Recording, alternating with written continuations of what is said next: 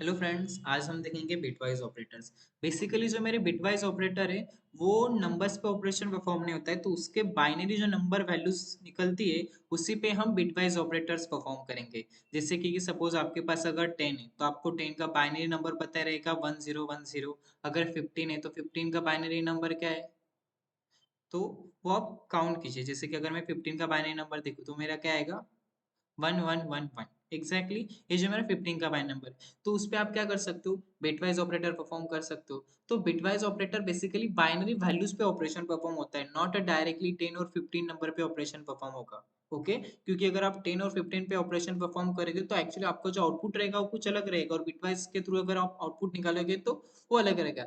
इसीलिए उस जो नंबर रहेगा स्पेसिफिक उनके बाइनरी नंबर फाइंड आउट करो, और बाइनरी नंबर फाइंड आउट करने के बाद आप बिटवाइज वैल्यू फाइंड आउट कर सकते हो। ओके अगर आपको उसके बाइनरी नंबर पता नहीं कैसे फाइंड आउट करने, logical sorry bitwise and operator के थ्रू, बिटवाइज और ऑपरेटर के थ्रू, एक्सर ऑपरेटर के थ्रू, या नॉट ऑपरेटर, या उसे हम वंस कॉम्प्लीमेंट भी बोलते हैं, तो उसके थ्रू आप फाइंड आउट कर सकते हो। अगर आप ये ट्रूथ टेबल विजिबल है आपको, तो इसमें आपको एक्चुअली पूरा दिया गया है कि सपोज मेरा फर्स्ट ऑपरेंड है, सेकंड ऑपरेंड है, तो जो मेरा बिटवाइज एंड ऑपरेटर क्या रिटर्न करेगा, बिटवाइज और ऑपरेटर क्या रिटर्न करेगा, बिटवाइज एक्सर ऑपरेटर क्या रिटर्न करेगा, और सेम जो मेरा बिटवाइज वंस कॉम्प्लीमेंट ऑपरेटर है वो क्या रिटर्न करेगा। जैसे कि अगर दोनों जो मेरे ऑपरेंड है अगर फॉल्स है तो तीन इनको आने वाली जो वैल्यूज रहेगी वो यहाँ पे आपको विजिबल है, तो आप इसके थ्रू वो फाइंड आउट कर सकते हैं। ओके अगर कुछ डाउट रहे तो मुझे आप नेक्स्ट सेशन में पूछ सकते हैं। अभी हम इसका एक्चुअली प्रोग्रामिंग में देखते हैं कि कैसे। ओके यहाँ पे सपोज मैंने एक एक्स वेरिएबल लिया, उसको वैल्यू असाइन की 10, वाई वेरिएबल लिया, उसको वैल्यू असाइन की 14। अगर आपको इसके बाइनरी नंबर्स पता नहीं रहेंगे तो मैं यहाँ पे लिख देता हूँ, तो आप इजीली अंडरस्टैंड कर सकोगे। 1010, और इसका जो बाइनरी नंबर है वो है 1110, 14 का बाइनरी नंबर। ओके मैं नीचे प्रिंट यहाँ पे कर देता हूँ एक्स, डबल कोट्स के अंदर एंड ऑपरेटर। ओके यहाँ पे आपको ये विजिबल रहेगा। सेम में ये मेरा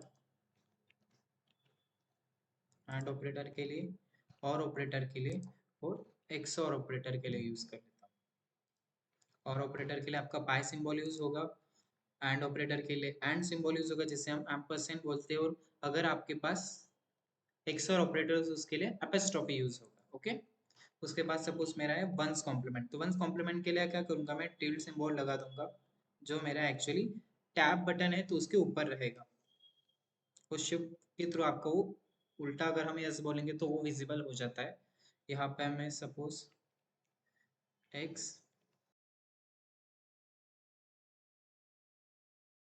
सेम में वाई के लिए भी डिस्प्ले कर लेता हूँ।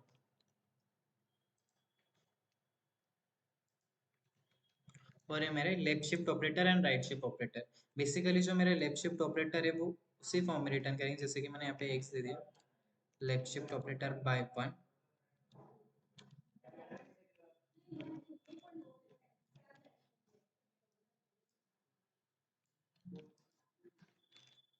यहाँ पे मैं फिर से एक्स को लेफ्ट शिफ्ट बाय 2 कर देता हूँ।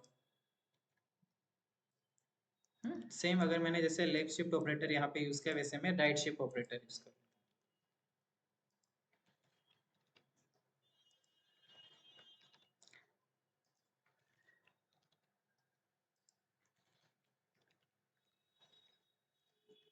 मैंने कोड को सेव किया, रन किया।